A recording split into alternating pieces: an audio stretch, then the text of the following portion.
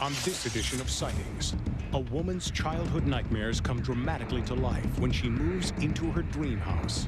It's startling to realize you have someone standing next to you that existed 200 years ago. It's one of the most extensive haunting investigations Sightings has ever undertaken. Find out why 1947 might just be the most important year in the history of UFOs. The summer 1947 wave was dominated by reports of daylight discs. They looked like the product of somebody's technology. Although science can't explain it, there's no doubting the results of these healing harps. Several of our students, interestingly, have broken through paralysis. And the rash of mysterious aerial phenomena continues over the Holy Land. The UFOs returned dramatically.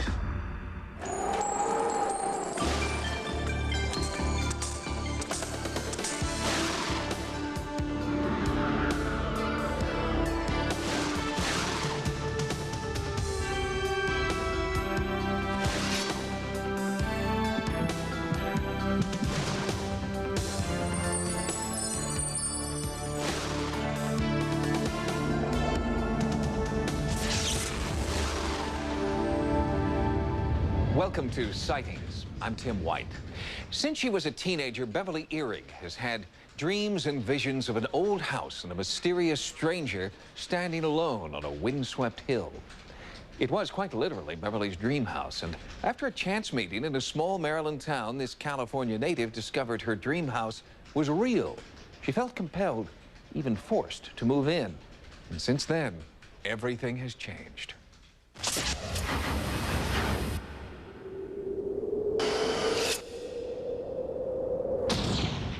When I was 16, I started having a mental picture, a vision of a large White House on a hill. At first, they were startling flashes of thought. A White House out of phase with reality. Over time, the visions grew longer and more detailed. I would start getting a vision of a man. Age wasn't defined at that point in the visions. It was just a gentleman I knew that somehow knew that he owned the house, he owned the property. Eventually, Beverly began to fill in more and more details until the visions became a kind of waking dream. During the dreams, I would start to see the clarity in the interior of the home. I began seeing a gentleman, a Civil War soldier. He was speaking to a young girl, I'd say maybe age 18, 19. She seemed to be very anxious, very concerned that he leave. A drama began to unfold, one in which Beverly felt she was somehow a player. She felt an eerie connection to the woman in her dream. Sometimes I would pick up the emotional sense of a very loving situation or a very anxious situation, and sometimes extremely sad, very tearful. For years, Beverly kept the visions secret. She married, raised 3 children, started a sewing shop. But when the family moved to Maryland in 1996, the whole strange story came tumbling out. It started when Paul Downs offered to rent the Ehrigs, an historic house known as Plenty that Downs had inherited. The minute Beverly went inside, the line between dream and reality began to blur. It was very shocking to me. It was alarming. I looked at him and I said, "This is the man that I had seen in the Union uniform." Paul Downs' striking resemblance to the soldier in Beverly's dream was shocking, but no more so than her realization that this house was her dream house. The further we went through the house, the more I realized this was actually the house that I had had the visions of prior.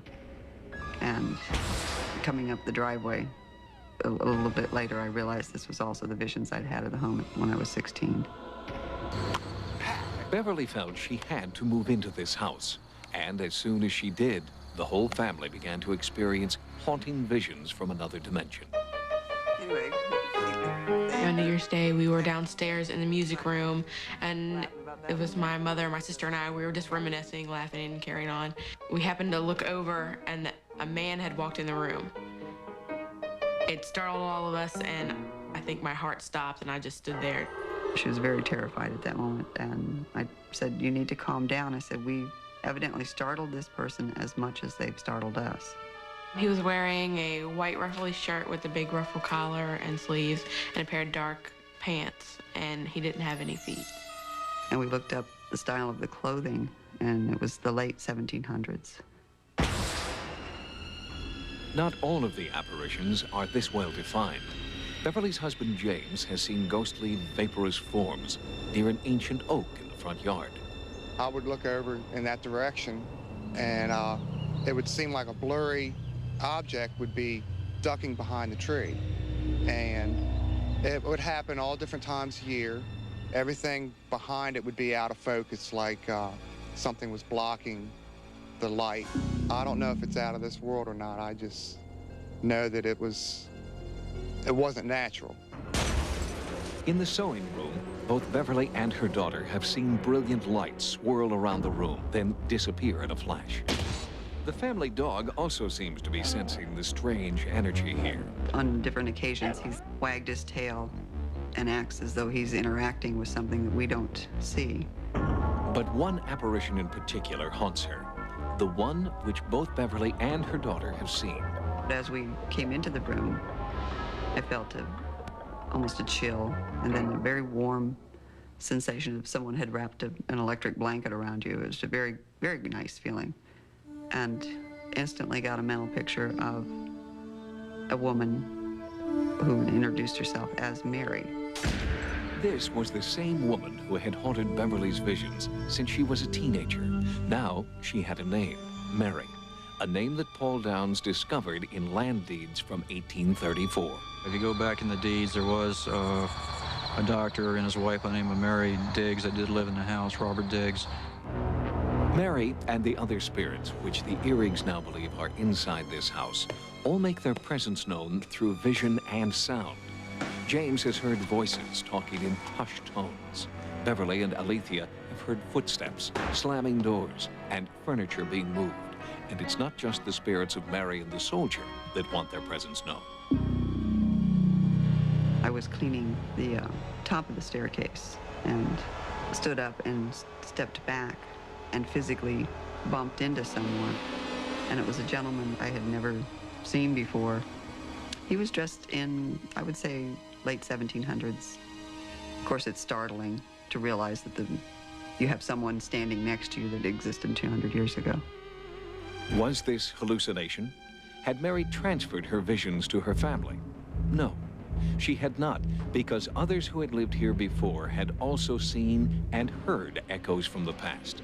As a boy, George Gardner lived at Plenty, and he told the Earigs they were not the first. I would hear strange things, like I would hear the piano playing, and then at other times I would hear voices, lots of voices, like a group of people having an animated conversation, even sometimes like an argument.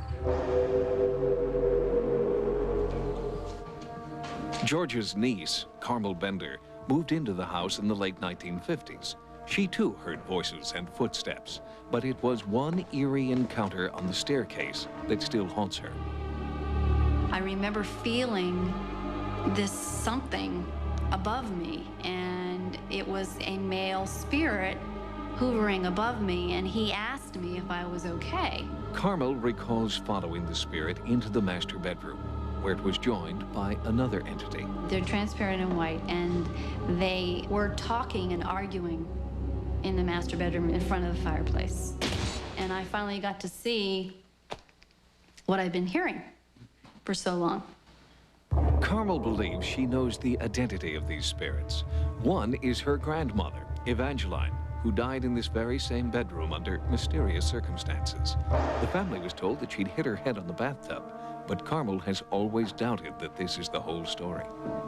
There was never an autopsy done. My grandfather didn't want one done.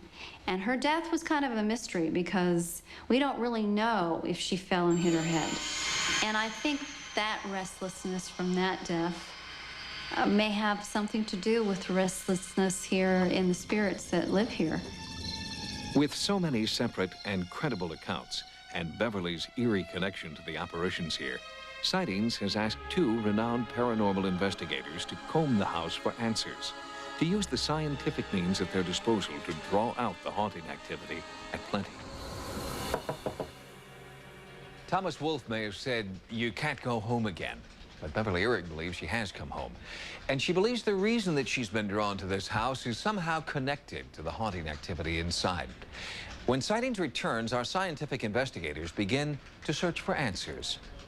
Next, hard science turns up some fascinating results when Sightings conducts a full investigation of the Ehrig home. You can feel a presence of someone in here.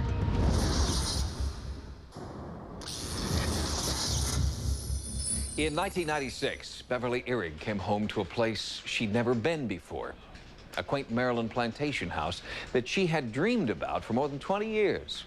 Strangely, in an area full of historic homes, Beverly's is the only one the people of Port Tobacco don't seem to know anything about. All that is known is that the place is haunted.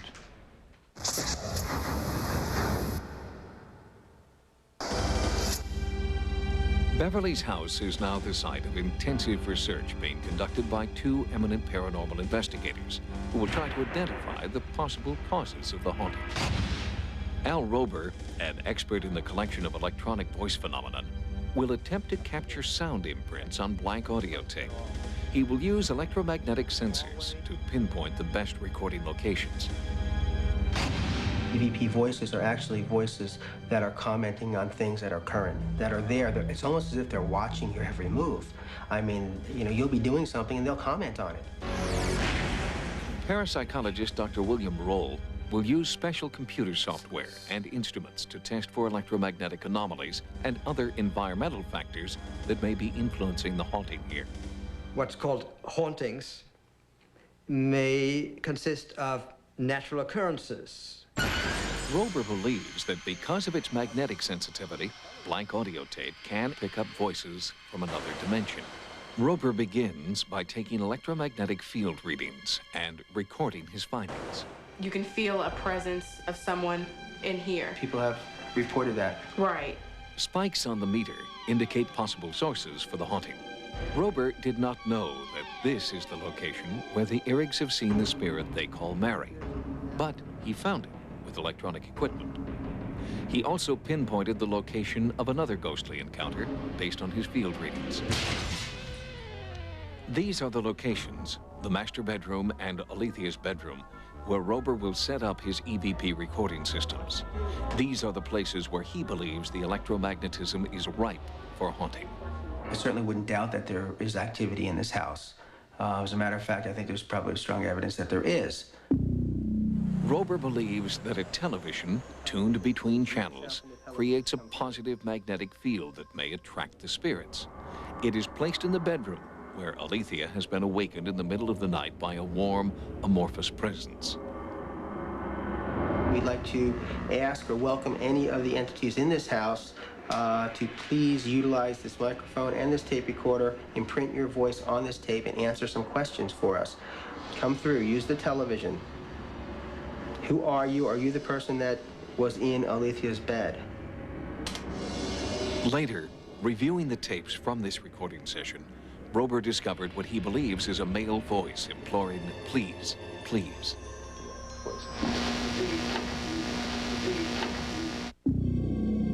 Dr. Roll asks, are these strange electromagnetic effects caused by the haunting, by psychic energy, or by natural phenomena? Magnetic fields, magnetic energy, can have two effects. It can produce straightforward physical occurrences which may seem really strange, such as floating lights, electrical discharges that will sound like somebody knocking on the door or even footsteps. And then also magnetic energy may interact with the human brain to trigger parapsychological occurrences, so-called psychic phenomena. Dr. Roll does a complete geological survey of the area first, because he believes that fault zones and rivers can affect electromagnetic fields. He has also found that homes built on a hill are often built on layers of sandstone that can store large amounts of electricity naturally, and that electricity may sometimes be discharged in bursts. With respect to plenty, this estate, the bedrock is about 2,000 feet down, so that's a substantial distance. We don't feel at this time that we are really dealing with natural sources of magnetic energy, but rather man-made magnetic energy produced by electrical installations, really. Having excluded geological factors, Dr. Roll begins to investigate electrical features inside the house. He, too, pinpoints Alethea's bedroom, where Al Rober had recorded EVP earlier. This is a place in the house where the electric current feeds into the home. So there's a strong magnetic field in that part of the house. The occurrences tend to happen late at night, early morning. These are the times when the human brain is most sensitive to these magnetic fields, and you will then very likely have unusual experiences. But Dr. Roll found some of his highest readings in Beverly's sewing room. Now you see here, look at this very high magnetic field. It's very high. Beverly spends most of her working days in a very strong magnetic field produced by her sewing machines. The lights could be simply electric occurrences produced by strong magnetic fields. There are also high readings in the master bedroom, where several generations of eyewitnesses have seen apparitions, and Beverly's presence seems to be influencing the meter. Al Rober encourages Beverly to ask the questions during an impromptu recording session. I'd like to ask if you could please give us your name. After the session, Rober listened to the blank tape and heard what he believes is another communication from beyond the grave.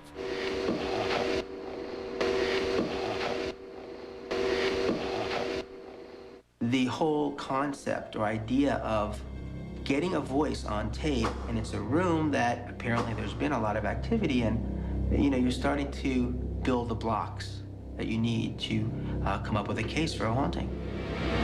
But how did Beverly know about this haunting and this place before she ever moved here? It's a mystery I would like solved. I would like some conclusion to what's been going on and taking place over the several decades in my life. Whether the haunting is the result of man-made phenomena, as Dr. Roll postulates, or the result of paranormal forces, as Al Rober believes, Beverly is still left with the vision that has followed her for more than 20 years. So Sightings has asked regression therapist Barbara Lane to work with Beverly, and we've asked psychic Peter James to survey the house. And the interesting thing now will be if the psychic that comes in to read the house picks up something similar. I think that would certainly be evidential if that had happened.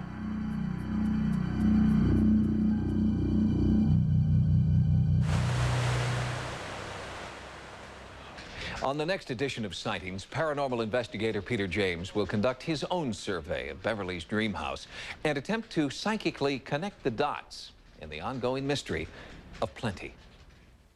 Next, the mysteries of Stonehenge are now just a click away. Serious help for abduction victims and the mysterious healing power of harps.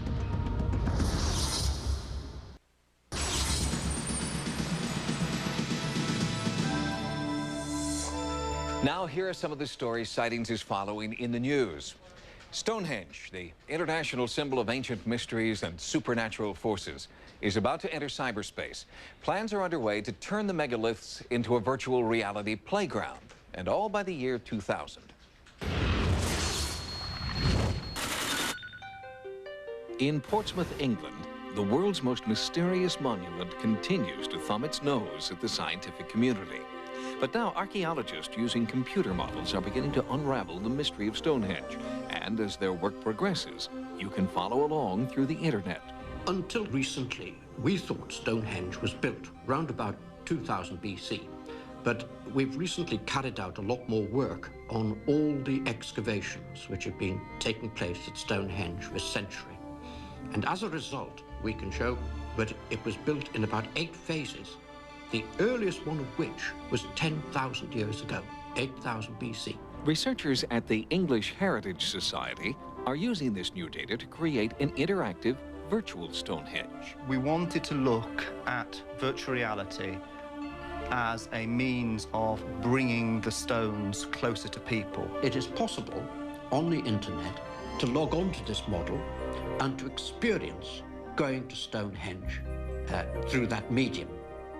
This Stonehenge allows people worldwide to log on and explore unencumbered by ropes, crowds, inclement weather, or gravity. If someone were to log on, they will see a remarkably sophisticated depiction of the stones, and you can fly in amongst the stone, go in between them, over the top of them. It's a very sophisticated model. This VR Stonehenge is only the first step in a more ambitious English heritage project, an interactive Stonehenge park to open in Portsmouth at the turn of the millennium. There will always be mysteries about Stonehenge, and we will work to solve those mysteries. And that is the fascination of Stonehenge, and is the fascination of archaeology.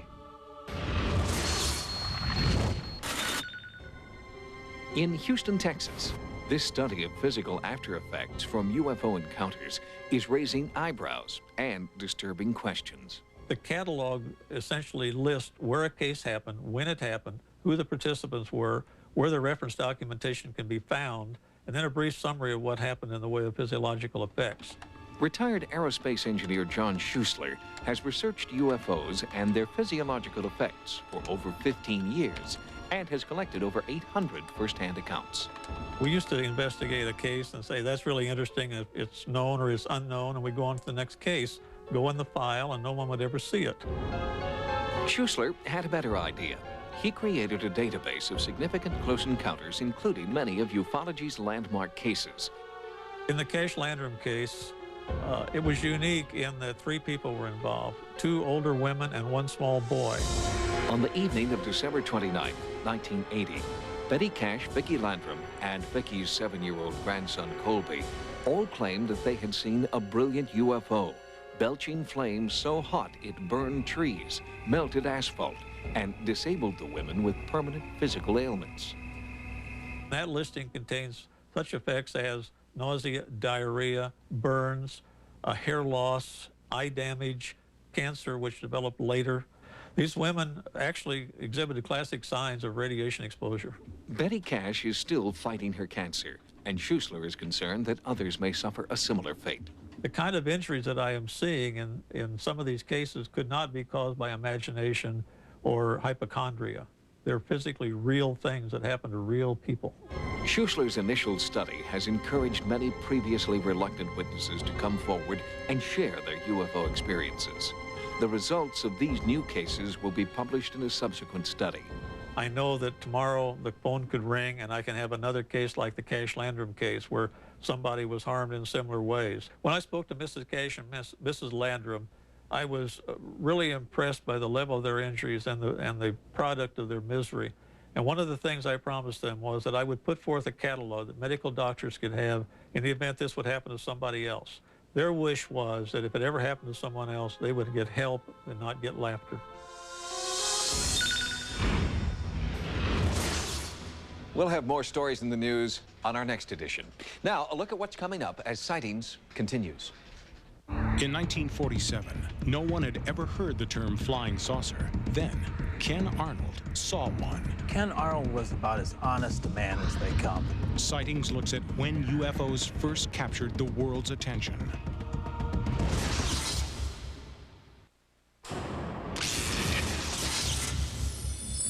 Reports of mysterious lights in the sky and unidentified flying objects date back to the ancient Egyptians. But something happened in 1947 that would forever change the face of ufology. A civilian pilot flying over Mount Rainier saw 9 boomerang-like UFOs and described them as flying saucers. By year's end, there would be more sightings, rumors of a crash and alien bodies, and the first official acknowledgement by our government that something had to be done.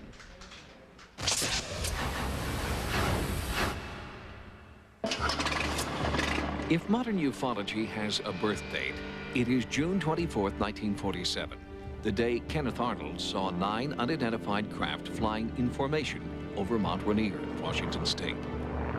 Arnold, an accomplished search and rescue pilot, was shaken by his encounter. This is how he described it to a radio reporter only hours later.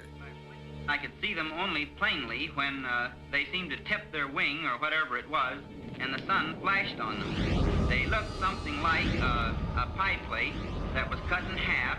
They seemed to flip and flash in the sun just like a mirror in such a way that it almost blinded you when you looked at them through your plexiglass windshield. As I kept looking at them, I kept looking for their tails. They didn't have any tails. By timing how long it took the UFOs to fly between two peaks, Arnold estimated their speed to be 12 to 1,500 miles per hour, twice the speed of the fastest conventional craft of the day. And Arnold's description of the craft as flying like a saucer captivated the public and etched a new catchphrase in the UFO lexicon. 1947 marks the beginning of the UFO era. This is something that everybody agrees on. What Arnold's sighting did was to give these things a name, flying saucers, and connect them with a larger phenomenon. Jerome Clark is the author of a comprehensive 3-volume encyclopedia that traces the timeline of the UFO phenomenon. Clark believes that Kenneth Arnold's reliable sighting was one of the most significant events in the history of ufology. Ken Arnold was about as honest a man as they come. He had bedrock conservative Western values. He believed that a man's word was his bond, a good guy, solid citizen. Arnold's encounter was significant for another reason. It was the first in a series of sightings by credible witnesses. The next came 2 weeks later, when Captain Emil Smith and his United Airlines crew, bound for Seattle, saw 6 disc-shaped craft. And as Arnold and Smith compared notes, more and more flying saucer sightings were reported. The summer 1947 wave was dominated by reports of what we now call daylight discs. They looked like the product of somebody's technology.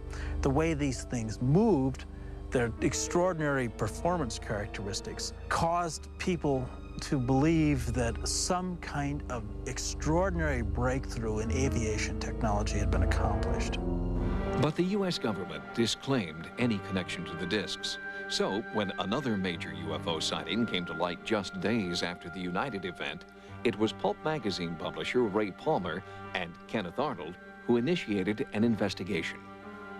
On June 21st, 1947, in the waters off Maury Island, also in Washington State, Harold Dahl, his son, and 2 crew members were aboard Dahl's fishing boat when they reportedly spotted 5 or 6 donut-shaped objects.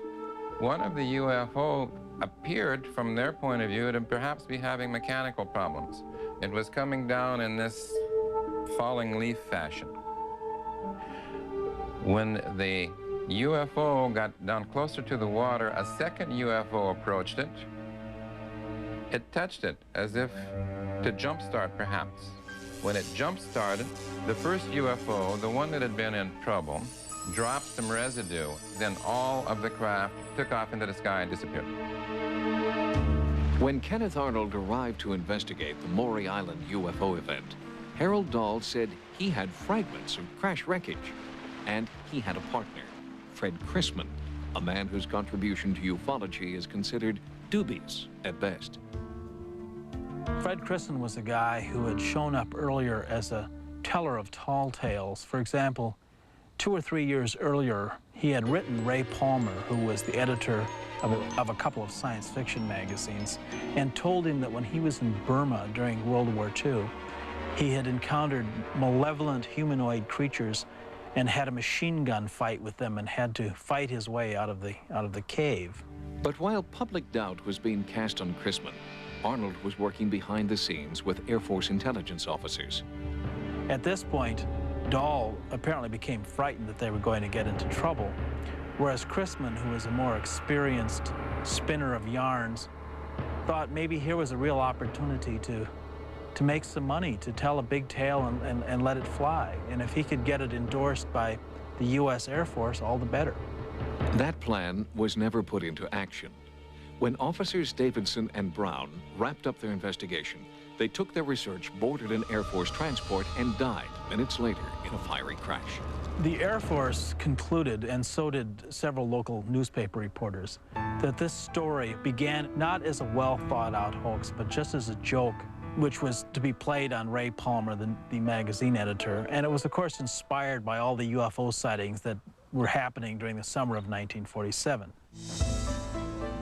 Maury Island may be most famous today as a great UFO hoax, but there were other witnesses on the water that day.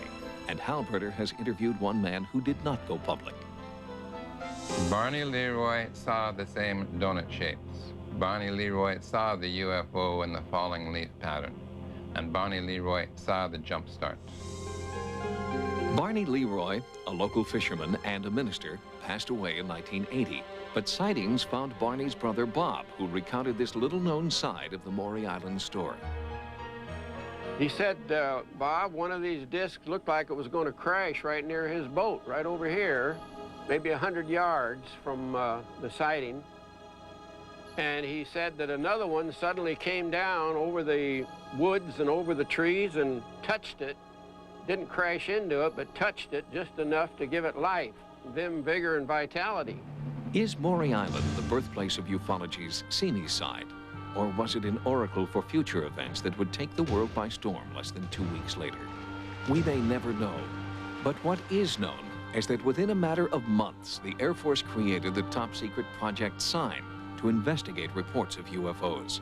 And all of the believability and doubt, all of the clever hoaxes and hard evidence that surround the study of UFOs today can all be traced back to one 3-week period in the summer of 1947. I did see it, and I did clock it, and it's just as much a mystery to me as it is to everyone else who's been calling me the last 24 hours wondering what it was. The incident at Maury Island is also important because it marked the first sighting of MIBs, the so-called Men in Black. And whether or not Harold Dahl's claims were real, the fallout from his disclosure certainly was. By the 1950s, mysterious G-men wearing black fedoras and driving black sedans were a permanent part of the UFO landscape. Next, the sounds they make have always been considered angelic. Now, harps might just be miraculous. There's not much the medical world does with multiple sclerosis.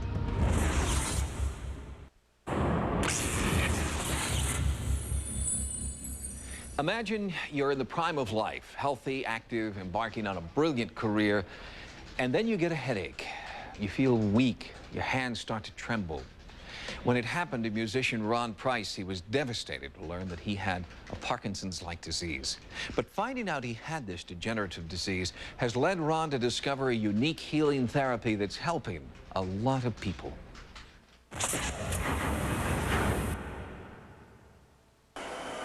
1, 2, ready, here we go. Everyone in this beginning music class is fighting a degenerative neurological disease, and their weapon is the harp. My signature is now legible, whereas 6 months ago it was not. You can actually read my name now. I have multiple sclerosis, so it leads me in a lot of different directions because there's not much the medical world does with multiple sclerosis. It just, it makes you feel good, but, you know, it's not a miracle. The benefits these women are enjoying may not be a miracle, but it is a mystery. Why does this elegant instrument have the power to transform lives? How does this simple act of plucking a string create healing magic? Several of our students, interestingly, have broken through paralysis. They have been told they will never be able to use a part of their body, that it is essentially dysfunctional. Don't think about it, just get on with your life. Dr. Ron Price is the first to point out that he is not a healer, a miracle worker, or that he in fact has a cure for anything. He is a simple family man and music teacher from Southern Illinois who has discovered a spiritual energy in music that he now shares with others. For Ron Price has suffered too. Started teaching in the public schools and did some professional playing and started having some mild problems in terms of tremors with my head. Apparently they had always been there as a child, but I had found some rather creative ways for people not to notice too much that my head was always in motion. Ron was diagnosed with a rare Parkinson's-like disorder and had to give up his dream of becoming a professional musician. So I just felt that's what I was supposed to do in life, and suddenly there was no place for me. I continued teaching, and I enjoyed that, but it didn't give me a place for my own creativity, my own expression. So it was rather devastating for a very long period of time. Ron put his passion into special education and played the harp for his own pleasure. Slowly, he began to notice physical effects. The first thing I sense is resonance. The vibrations of the harp, much of the sound comes through the back. So you really do feel the vibrations, this incredible thing of sound being made on the strings vibrating through wood. Ron introduced the harp to some of his autistic and hyperactive students to calm and focus them. And the more he played, the more he felt changes within them and within his own body. If I played at least 2 hours a day, I felt better, and the symptoms either were minimized or were just not evident to other people. Exploring the healing power of the harp, Ron, a PhD, has consulted with physician Dr. Amy Haynes. I'm interested in Dr. Price's Healing Harps program because it's so natural, it's so old, it's so beneficial, and the benefits are so obvious. They're immediate and they're obvious. There's no side effects. There's no harm done to the body, and it's available and accessible to everyone. Dr. Haynes believes that music affects us emotionally and physically, and she theorizes that the harp, held close to the body, may be transmitting powerful vibrational energy into the player. I don't think we do fully understand how it helps people. I know there's a psychological and a community benefit. I know that there's a neurological component. There's definitely a vibrational component, and there's also just a sensory component. We realize that our universe is a vibrating world. That we either set things into vibration or we respond to vibrations. And it would appear that the power of sound and vibrations, selected vibrations on our being, may actually play some role in the healing process. We can only speculate about some of this, but when we observe it several hundred times, there must be something to it. Since 1983, Ron Price has brought his theories and his love for the harp to others through an organized program called Healing Harps. The benefits tend to be temporary. In other words, if you don't practice your harp for a few days, you will start to notice decline in function. But we're temporary beings. It's like we have to breathe every day. We have to eat every day. We need to brush our teeth every day. So play the harp every day. Lisa Fisher is a mother of 3 who was diagnosed with multiple sclerosis in 1994. Dissatisfied with traditional therapies, depressed and unhopeful, Lisa found the Healing Harps program and was transformed. When I play, I get real close to the harp so I can feel the vibrations go through me. And I will totally not feel my body at all. I won't feel the pain in my legs. I won't feel a headache. I won't feel tired. It's just me with the music. And I don't know, it's just I forget about everything. Lisa knows that performing the harp is not a cure for MS, but it's given her and her family relief and a positive force in their daily lives. Lisa is no longer just a woman with a degenerative disorder. She's a musician whose fingers play the music of angels. Playing the harp is probably one of the best things that MS has given to me. And I do thank God for that, because there's a feeling in me that I never knew existed, that the harp has opened up. Some of our members battle very difficult medical and personal things. And we grieve when it is appropriate, we hurt when it is appropriate, but when we get together, it is never a pity party. That is just not allowed. Is there a vibrational energy to harp music that resonates within us in a healing way? Will medical science ever discover how to channel the benefits? Until it does, Healing Harps will continue to help those it can, making beautiful music along the way.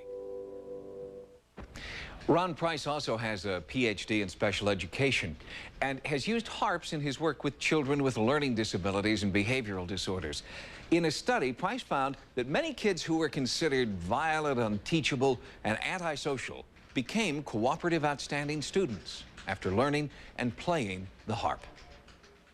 Next, the Holy Land experiences a UFO flap of biblical proportions. One can only guess that this was a very, very large ship.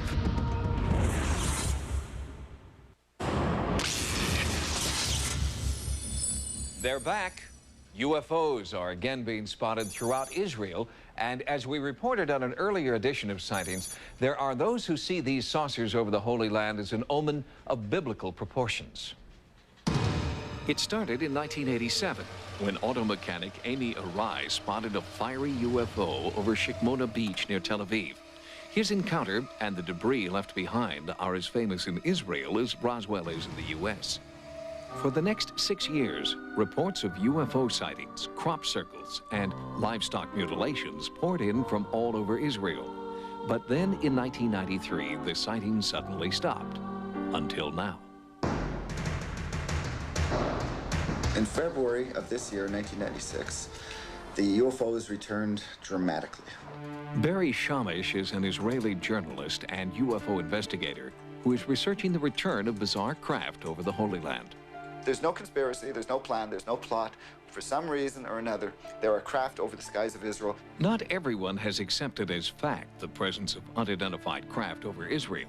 Photojournalist Yossi Alani was skeptical, even cynical, until he snapped this UFO hovering over the Tel Aviv skyline. I don't believe in UFOs, absolutely. But I have to tell you that I know what the picture is. It was absolutely unusual object on this bloody on the sky. Absolutely. As of this report, sightings over Israel are occurring almost nightly. This is home video taken by members of a Tel Aviv family who claim to have seen this same UFO 3 times. I woke up in the middle of the night. Very strong light was shining on me. It was so bright, it woke me up. It was a big light in the middle of the sky. My son came to our room and woke us up. He said, "Dad, ma'am, wake up and don't panic. There is a UFO outside in the sky." And we saw a very, very strong light, shiny light in the sky. At that moment, my wife said, let's shoot picture with our video. By the time of the 3rd sighting, more than 100 people were gathered outside the Shua's apartment building with their own cameras to videotape what has become known as the balcony craft. The shape of this orange balcony, for lack of a better word, is something like a skull. And there is a line in the middle dividing these 2 levels of what I think are vents. Now, the size of it I can only estimate, but you have a Zoom 200 capturing 2 rows, perhaps 24 windows. I didn't count them. One can only guess that this was a very, very large ship to be captured with that camera. In tense political times, the UFOs over Israel are particularly unsettling, and some biblical scholars are fueling the sinister nature of recent sightings. You've got 2 schools of thought here. School of thought number 1 assumes that the angels of the Old Testament are returning. And this bodes very well for Israel.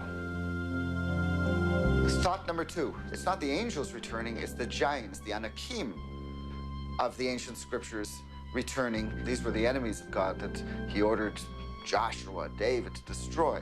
And that bodes very badly for Israel. Searching the Old Testament for answers to the UFO question has been extremely controversial. But so far, academic researchers have offered little or no explanation for the Holy Land's newest UFO flap. Barry Chamish believes that the flap over Israel is far from at its peak. He's anticipating that there will be many more encounters, including more reports of contact. And Sightings will continue to update you on this developing story. If you've had a paranormal experience, please write to us at Sightings. Sightings can also be contacted at America Online at keyword Sightings. Download images, sounds, and QuickTime clips from Sightings episodes. On the internet, access information about sightings and the paranormal at sci-fi.com/sightings. Until next time, remember, no mystery is closed to an open mind. For Sightings, I'm Tim White.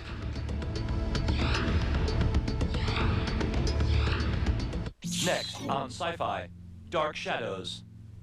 On the next Chronicle. It was just a fish.